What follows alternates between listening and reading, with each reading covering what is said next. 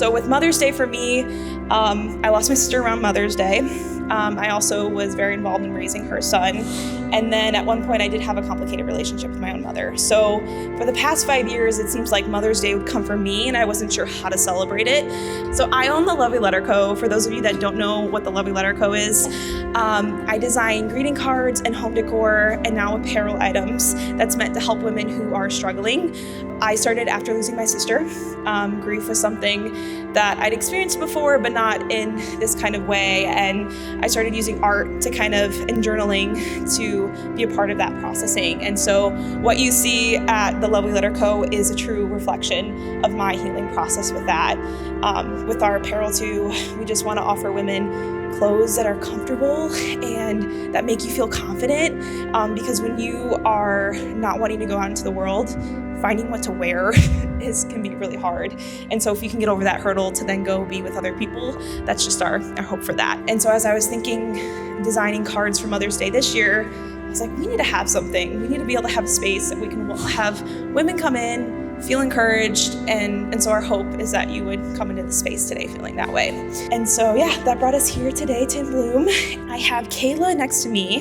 Kayla is the host of a podcast called The Uncharted Adoptee, and actually the first episode just came out like 2 weeks ago, which is insane. Can you share a little bit of your story and what brought you to In Bloom? Hi guys, I'm Kayla Monique and I go by AKA The Uncharted Adoptee. And like she said, I launched my podcast the end of April. It's called The Uncharted Adoptee podcast. And what brought me to In Bloom is the fact that being an adoptee and being a single mom and what that brings to the space. And sometimes feeling like you're not meeting those expectations or wanting to feel like I can do what basically my birth mom wasn't able to do and be a good parent. But also as an adoptee, I share my story about how I embraced my voice, my story, and self-love and started my healing journey. So my goal is to give that to other individuals who are affected by adoption, foster care, or youth pregnancy, because I was also a teen mom. So yeah, so that's what brought me to In Bloom, and I'm so glad to be here.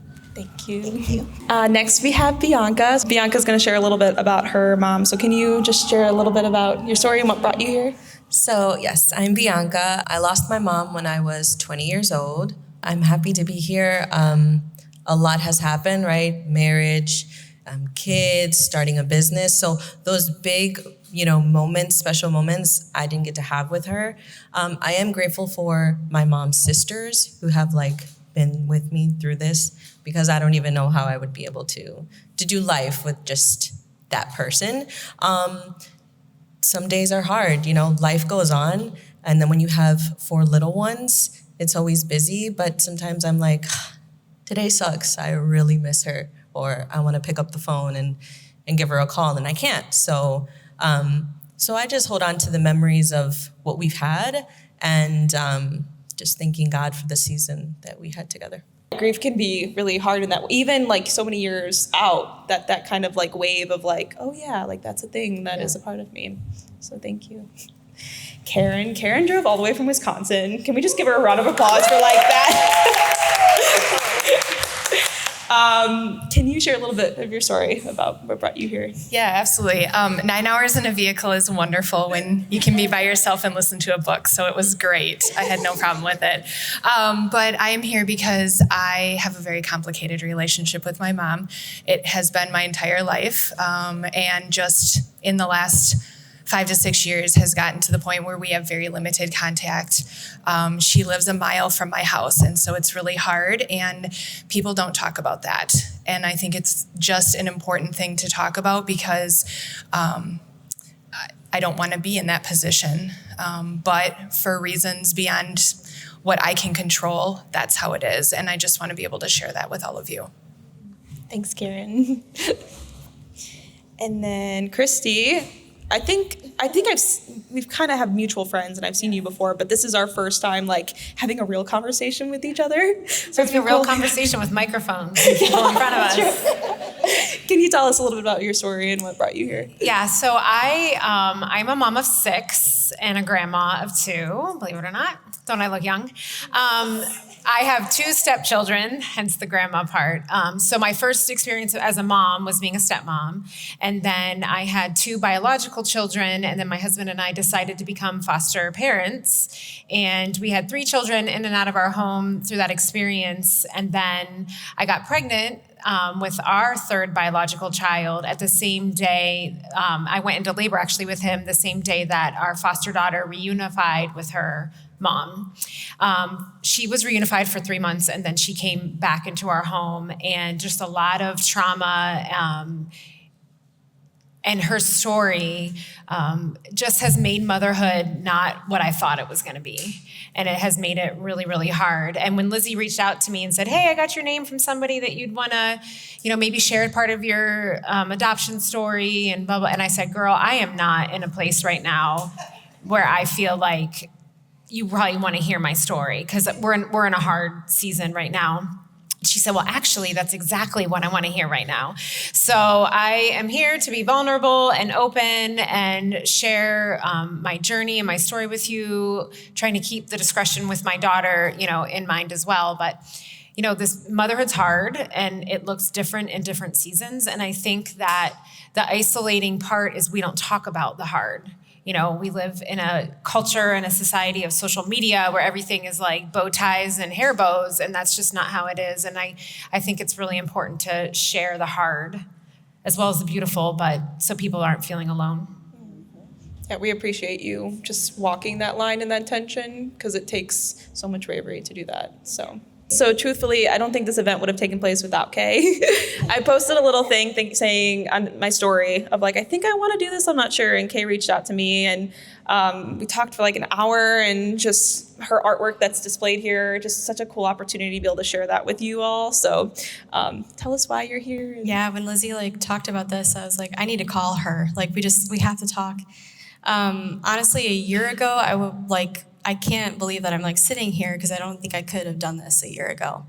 I just really struggled with my journey, my waiting season for pregnancy, and then when I had my daughter, I had struggled immediately with postpartum depression, and I just was not myself for so long. And so that's kind of why I'm here today, because I wanted to just share a little bit about that and just my journey with that, and we'll see.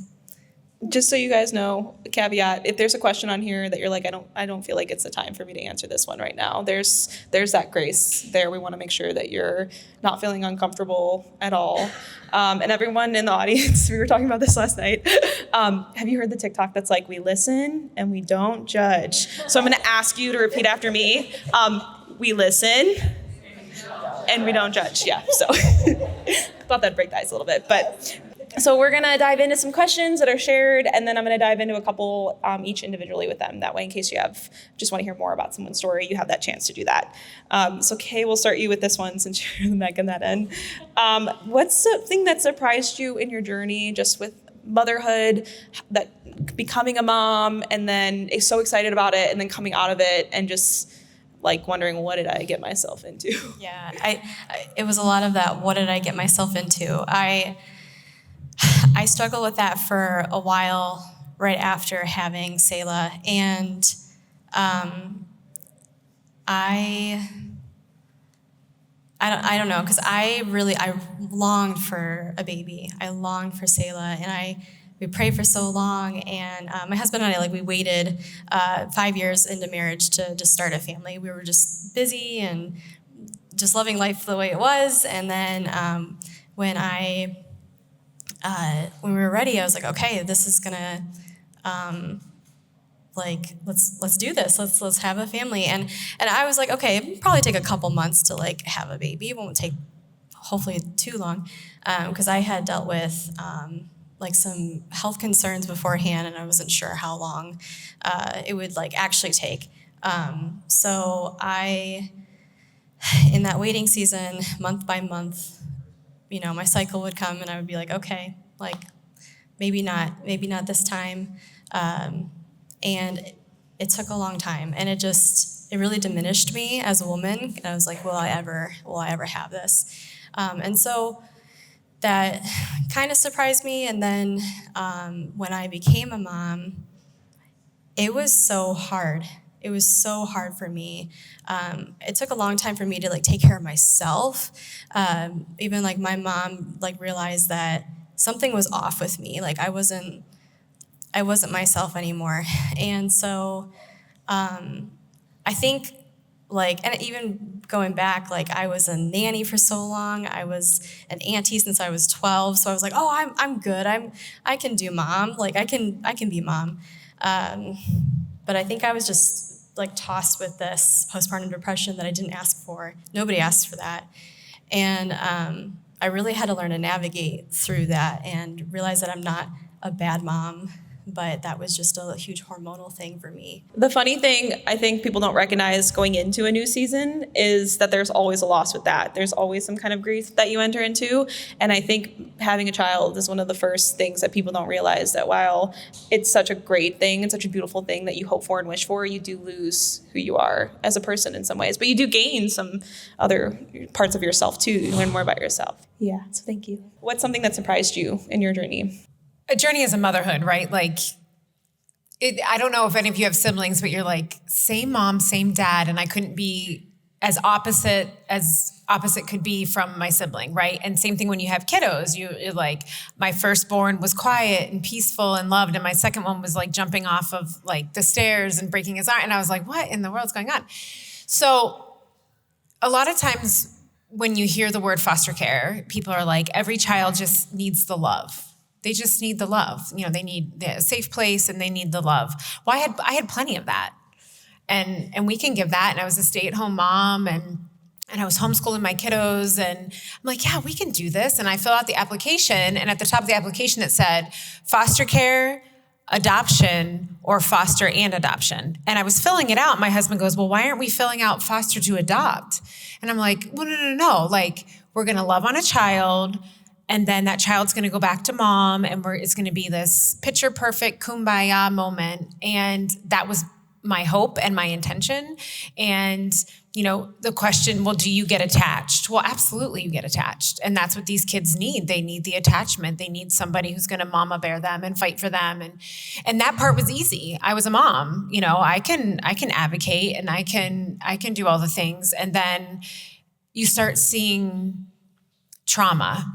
And you start seeing nature versus nurture type scenarios. And that was something that I wasn't prepared for because I had a loving home and she had her own room and she had all the toys and she had all the things. So why is this so hard? And, you know, you reach out to somebody and you say, I need help. And, you know, we'll do a sticker chart or do this. And I didn't realize that there weren't as many resources out there that were available to help children that experience trauma and then help me navigate her. And oh, by the way, I have 3 other children in my home and a husband. And so it hasn't looked like I thought it was going to look. And so I'm glad to be here. I'm glad to share what it looks like because, you know, there's so many misconceptions out there. So that's where I am. So I think what surprised me the most is that I didn't realize that what I had gone through as a child was going to reflect into my parenting, right? As parents, we are always looking at kids and going, other people's kids and going, oh yeah, my kid's not going to be like that. This isn't going to happen, right? And everything happened. And I was also dealing with at the same time, the struggled relationship with my mom. And I didn't realize how much that was going to affect how I parented my kids. I look back now and I wish I shoulda, I coulda, but they're happy and they're healthy now. So I'm okay with that. But I never would have imagined that what I went through as a child, not realizing it, was going to have such an effect on how I was going to mother my kids. What surprised me is the grace of God and his strength that he gives me. I mean, from the moment I saw my mom take her last breath, and I remember just making sure that she was good, you know? And I even did her makeup because she was bougie. Like, I just had to make sure, like, no, that she's good going down. But so you think about it, you're like, what? How could you ever do that? Like, God gave me that strength. Me and my mom, we were very close, but she was also like experiencing depression and was drinking, and it was very hard for me during that time. My parents got a divorce. My mom's mom passed away. So I felt like I had to glue the pieces together. And that trauma is like now coming into my motherhood. And that hurts. But with grief and this journey, I'm trying to seek healing and help for my mental health so that I can be the best for my kids. So. Yeah, I would say even in my own journey, like you realize like all of a sudden you're in a new situation and it's like the pressure cooker is happening and it's like, oof, okay, I guess in this new setting, like I need something to heal or to learn or, and it's not because I haven't done my part in the past. It just wasn't time for that part yet. So thank you. I would say what surprised me on my journey is the fact that when I became a mom, I thought that because of me being adopted and being taken from my birth family and stuff like that, I thought that becoming a mom myself would make me feel completely worthy, would make me feel unconditional love. And through the journey of being a mother with my oldest son now being 20 and things like that, understanding that it didn't. I was still going through the darkness. I was still struggling with people pleasing. I was still struggling with anxiety. I was still struggling with depression. So becoming a mom myself, feeling like that would be like a full circle moment for me. Like, oh yeah, I did it. I did better than my birth mom. And I'm being more emotional with my kids than my adoptive mom was. But no, that pain was still there, and it was still a journey that I had to take. And I had to go on the journey of self-love and loving Kayla. And at my core, and my children didn't understand that. You know what I mean? That wasn't their job. You know what I mean? So I would say that's something that surprised me on my journey. And I'm great that I did learn that though, because now I am where I am now because I embrace self-love, which makes me a better mom. So we'll go into an individual question. What are some things, so we had for you, how has your experience as an adoptee shaped the way you approach motherhood? But specifically, I guess, what are some of the things that you're doing with your boys to change the trajectory of what you've experienced? And what I would say is, like I shared with my adoptive mom, although my adoptive family is amazing, they never made me feel like I wasn't a part. It was just that lack of the emotional connection, the love, the hugs, and everything like that. And then, the fact that I was taken from my birth mom, so that separation. So me becoming a mom, what I do is I'm very loving, I'm very open, and the fact that I struggled in silence for so long, I made sure to teach my boys that their voice matters. It doesn't matter how old they are, it doesn't matter where they come from or what they've been through, their voice matters. And I'm happy to say that I can see my 20-year-old, he literally just did that a few months ago. And we were having a little disagreement. He was like, well, you taught me that my voice matters. So I can say that one has definitely stuck with them, and I'm very proud of that because I was somebody who didn't speak up, someone who was sexually abused at 6 years old, or, just different things that I went through that I didn't feel good about. I never spoke up about it. I just felt like I had to be the good adoptive girl. You know what I mean? I don't want to be a problem. I don't want to, be an issue, basically. So that's how I feel like being an adoptee has affected me as a mom from both my biological standpoint as well as my adoptive standpoint. Mm-hmm. Yeah, it's hard to take the step to do something different, but the power you have in changing the trajectory of your own life and then your children's. Yeah, and I feel like it's healing our lineage when I do that as well. Yep, absolutely. Because as me loving on them and expressing all that love, they're going to pass it on then to their children. Yep. You know what I mean? So I'm kind of sparking a healing effect as well with my children by doing the things that I wish I would have had when I was a child. I'm giving that to them. You know what I mean? Making sure they're seen, giving them safe spaces. It may be moments where they're really frustrated and they want to yell. It's valid. We all have those moments where we're frustrated, and just feel like I wasn't seen as an adoptee. That's why it's very important for me to make sure that my children understand that they're seen, regardless of what anybody else says to them. Yeah, it's a domino effect. Mm-hmm. Thank you. Absolutely. You're welcome. So Bianca, you shared a little bit about your mom and some of the struggles you had with her. So how has that shaped, now you're into your journey of being a mom and raising your little ones? So I'm in like my mid 30s, but it wasn't until I turned 30 that I was like, oh, I'm tired of like holding this all in and not try like the word super mom, everyone, Bianca, you're such a super mom, you're doing this, blah, blah, blah, blah, blah. So that was almost like kind of like my identity, and I just kept adding more stuff. And then people would say, you remind me so much of your mom, a woman with many hats. And I'm like, cool, yeah, I'll be like my mom. So I started adding more on my plate. So when I turned 30, I was like, something feels off. Why am I feeling this way? I feel different with my kids. And that's when I just started to seek like therapy and really tap into that time. I realized I didn't even grieve my mom. I almost kept this shell.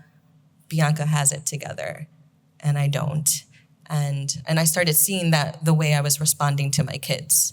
So, yeah, I mean, I'm just leaning on the Lord. So if I could share to anyone like what to do, just really lean on him, and find a safe space with your people. And it's okay to seek, get help and therapy. And so, yeah.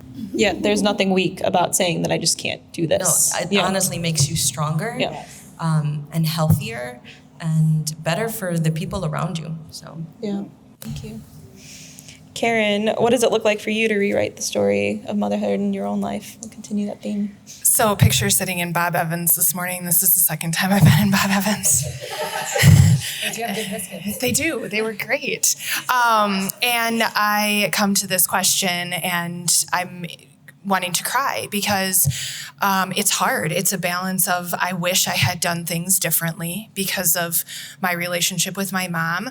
I can remember yelling at my kids for things that I was like, I shouldn't be yelling at them, but she's telling me I should be yelling at them. Or I know in my mind that I got yelled at as a kid, so she's thinking that they're unruly, right? But what's different now and what has changed drastically is it's an unconditional love. The love I have for them, whether they speed, whatever decision they make that maybe isn't the best one, it doesn't matter. I still love them because it's an unconditional love. And that is something that I just didn't feel growing up, was unconditional love. And so I just really wanted to change that for my kids. And like I said, it was really hard because I can look back on probably the first half of their lives where I was always on edge because I was trying to make sure they were perfect. That's so unrealistic. Is so unrealistic. And once I could break free and do the boundaries with her, then I knew it was okay if they did something wrong. And I have a husband that did a lot of things wrong. And it was one of those where I went, you should have told me, because are we getting paid back for this? But it's grace, and it's saying, yep, you made a bad decision and it's okay. I still love you and we're gonna go forward in this. That reminds me of Faye's bad day, good mom, right? Yeah, you just had a bad day. Yep, like you have a bad day at work, bad day, yeah. Christy, how do you care for your own heart while you're dealing with everything that's happening with stepkids, adopted, all of that?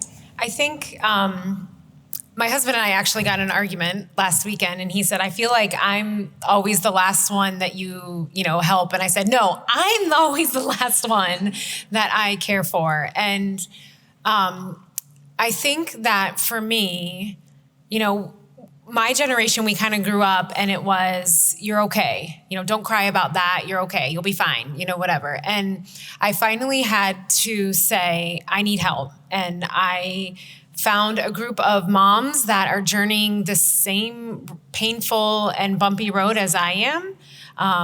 And that is important, to listen and not judge. And I'm having a bad day and this is what happened and I don't know what to do. But also, make sure I'm connecting with all my kids, and because I am a good mom and I might have a bad day, but I know I'm a good mom, and focusing on my relationship with my husband, because at the end of the day, the kids are all going to grow up and they're going to leave and it's going to be he and I. So we, together try to go away. And that really helps me a lot. And being in counseling, I was like I was like jumping from counselor to counselor, trying to find somebody who could relate, until I finally found somebody who was also a biological and adoptive mom, and I could sit across from her and share with her the absolute ugly, and she could relate and help me. And I know that she tells me all the time, but I've grown so much because I am prioritizing myself, and I am not just a mom of many hats. I have my own thing that I do that I take pride in, and I'm always going to be there for my kids. I'm always. And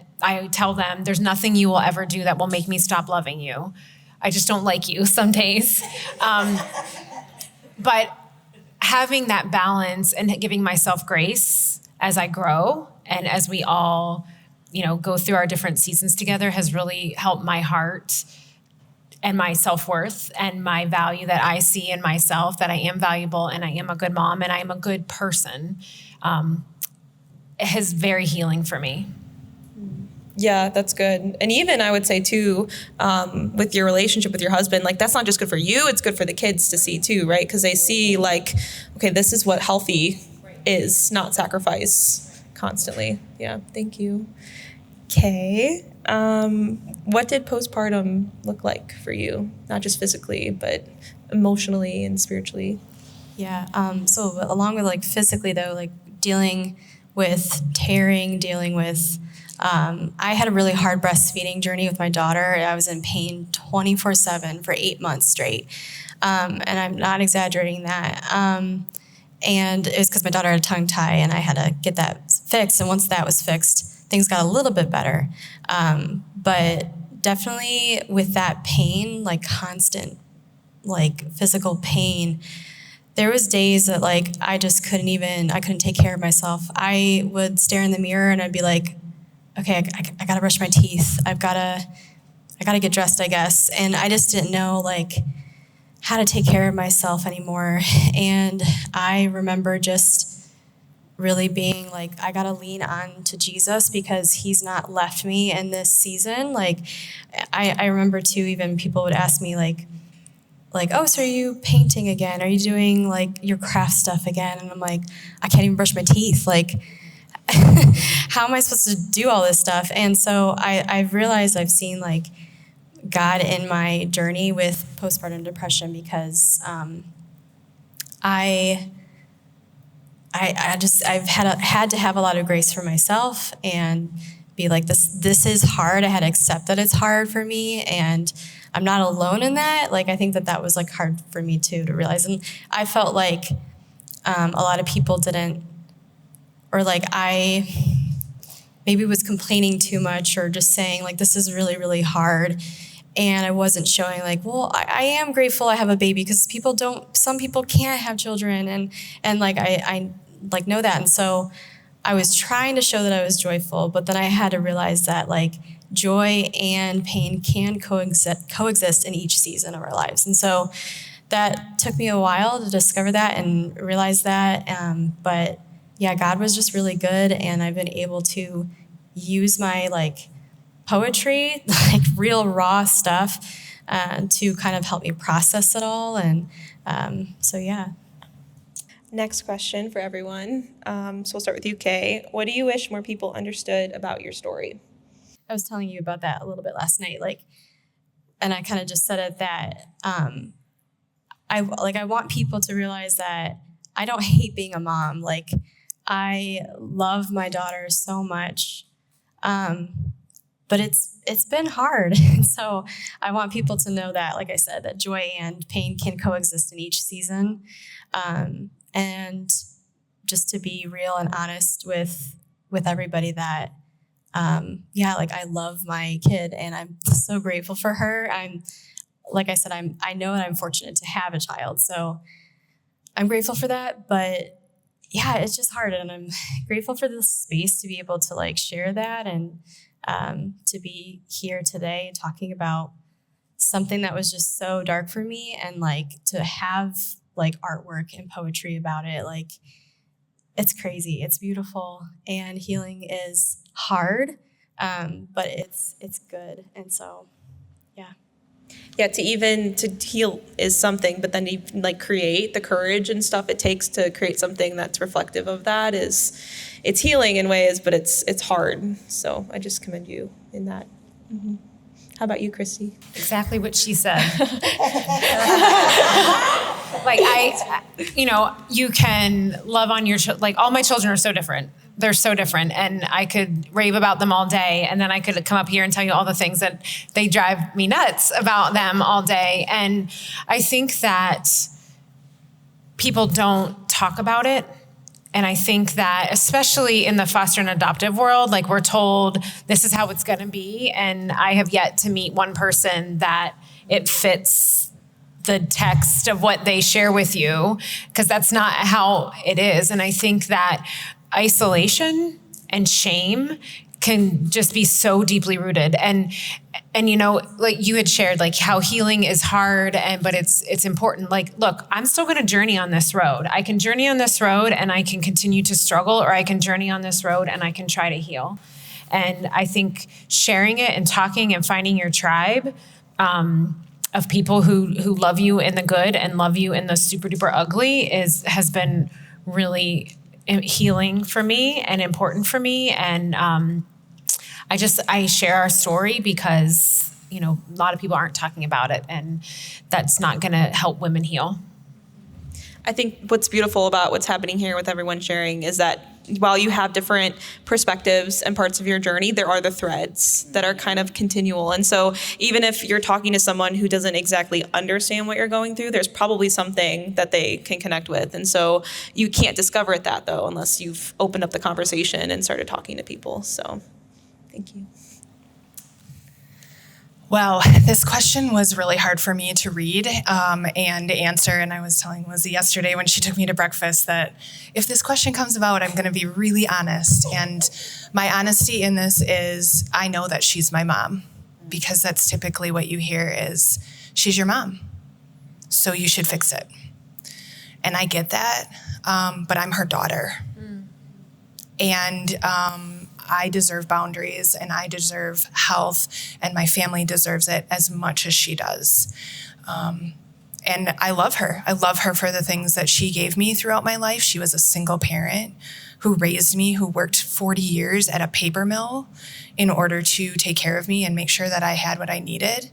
And I know she's my mom, and I wish it were different, and I pray every day.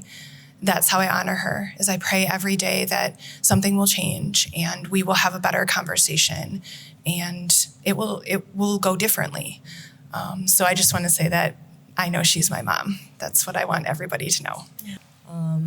Grief isn't easy. It's hard, and even years later. So it's been maybe 11 years now. It's hard. So. I don't know. I can't even think right now, but. Because even, again, you're years outside of it, but that grief still exists. Yeah. It doesn't look the same way of like the heaviness maybe consistently like it did when the first few weeks or even the first few months, but it still is there. And so I think sometimes our society is like, oh no, that happened a while ago. Like you should be fine. Like, that person's gone, but you're kind of in your new life of rhythm. They're not really a part of that anymore, but there's still that missing person in your life. Definitely. Yeah. The thing that I would want people to know about my journey with being an adoptee is that the saying that you only get one mom doesn't really resonate with adoptees. Because of being somebody who chose to reunite with my biological family back in 2011. So I have two moms. I have adoptive mom, and now I have a relationship with my birth mom. So with that kind of comes a double loss, how most people are, inevitably preparing for, their mother to pass away or losing their mother. In my case, I'm preparing to lose two mothers. So that's something that I would want people to know, that it's kind of a little bit more of an added struggle as an adoptee. And also the fact that a lot of us can be high functioning, wanting to mask what we're really going through, just because of if you really put your mind in it, you're in foster care. And the way my biological brother put it, it's kind of like going to a pet shop. You're spending time with your birth family, then you're just going back. So we're being introduced to all these different relationships, which can make us want to feel like we want to be performing all the time and putting on a different mask all the time. Okay, who do they want me to be? Who do they want me to be? So I think that's something I would like people to understand as an adoptee, is that when it comes to having a mother, there's a loss 2 times. And also the fact that a lot of times we can be masking a lot of things and morphing into who we think people want us to be instead of truly being ourselves. So I would say if you meet somebody who's adoptee, let them be comfortable with telling you who they really are and really seeing them and really hearing them, and not trying to put on them who you think that they should be. Like, really hear them for what they have to say. Yeah, that's good, because when we were talking about how, like, their adoption, like, you think about foster care right now. There are more kids in foster care right now than there have ever been. And so it's just such a common thing, and yet we don't really talk about it. We think we don't know anyone, but we probably do know someone, or someone that has been or is in the process of adopting or fostering. And so, especially as this generation, it's just going to be more common. So we need to be ready and prepared for them. So we'll end with this last question. If there's anything less you want to say, but what would you say to a woman sitting in the thick of a similar story right now? I would say, because this has been my motto and that has gotten me to where I am and why I have the name that I have, I would say remain unshattered. Because at the end of the day, the fact that you're waking up each and every day shows that your life has purpose. Your story has purpose. If you are going through a storm right now, something that I heard a few years ago is your story doesn't belong to you. You're meant to share it to help others.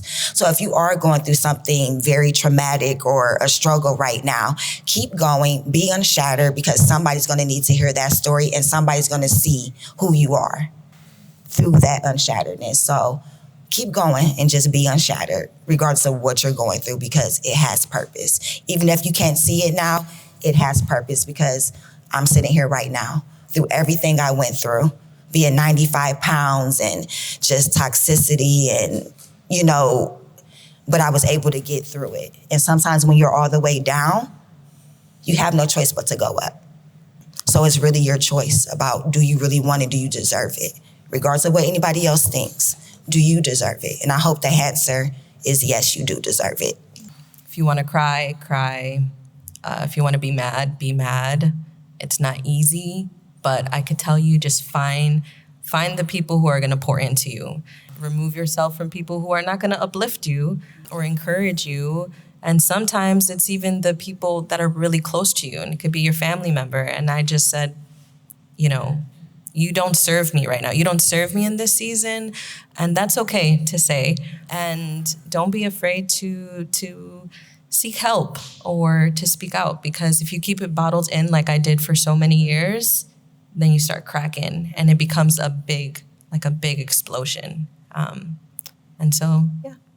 I love that about getting the people out that need to be out, because there's so much truth to that. Like, if people are speaking like lies and like wanting you to stay down on the ground, like that's not okay. So like to be able to just step into that with that boldness and say, no, I'm going to surround myself with people. And it might be hard and they might not understand it right now, but that's okay. They can let them.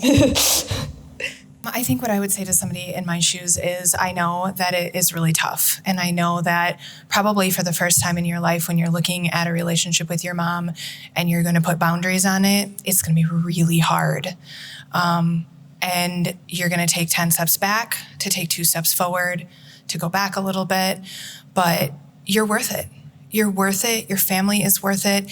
And it is okay for you to set a boundary with somebody in your life, even if it is your mother. It is perfectly okay. You can still love them from a distance. You can still pray for them, and you can still be there for them when they need it. It just is going to look different. And that's okay. And the other thing is to protect your heart in the story, because I'm not going to go just talk to anybody about this, right? I am very careful about who I'm talking to about this story because I know that some people understand and other people don't. So guard your heart a little bit and make sure that the people you're going to confide in truly are going to listen to you and are going to help you through it. I think it's interesting that even though all of us are up here talking about something different, like we all wear different hats depending on who we're around. We all have to put up boundaries and, it takes us a while and it's okay. Like we all kind of have the same narrative. So a woman that was going through what I would just tell them they're not alone. And, being a good mom today might look different than me being a good mom on Wednesday, right? It's like my capacity today is I can only do this. I can only give you cereal for dinner because that's all I got in me. And then tomorrow I might make like lasagna with homemade sauce. But and it's not wrong. It's just, and I have with all 4 of my kiddos, it's like well, you're not giving them consequences. Well, they need parented different. Like all my kids are parented differently depending on where they are and what they need in the moment. So as a mom struggling, you're not alone and it's okay to have it look differently in each season and each day, because you're just doing the best that you can.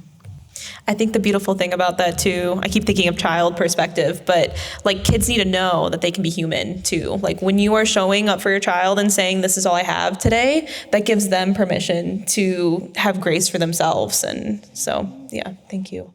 I would tell myself and tell other women going through stuff that I once went through, have grace for yourself and feel those feelings. Like if you're in a waiting season, you might be jealous, you might be bitter, you might be angry. Feel those feelings and surrender them. I think that was a huge thing for me to like surrender that to the Lord. But surrender that, tell your circle, like you guys have all been saying that too. Like just talk to somebody, tell your circle, I'm really struggling. Like, can you pray for me? Can you bring me food? Like literally, just have people support you. And accept that help, because it can be hard to accept that help when you're like, oh, I think I should figure it out myself. Like, accept that help when you need that. And the waiting, whether you're in a waiting season, like I was, or postpartum depression, just have grace and lean on Jesus. That's good. Thank you. Thank you. Thank you. I've just spending time with you guys yesterday and then even today, like it just is incredible to hear your stories and the vulnerability and just the way that you show up for yourselves and for your children is just really cool. So we just appreciate you.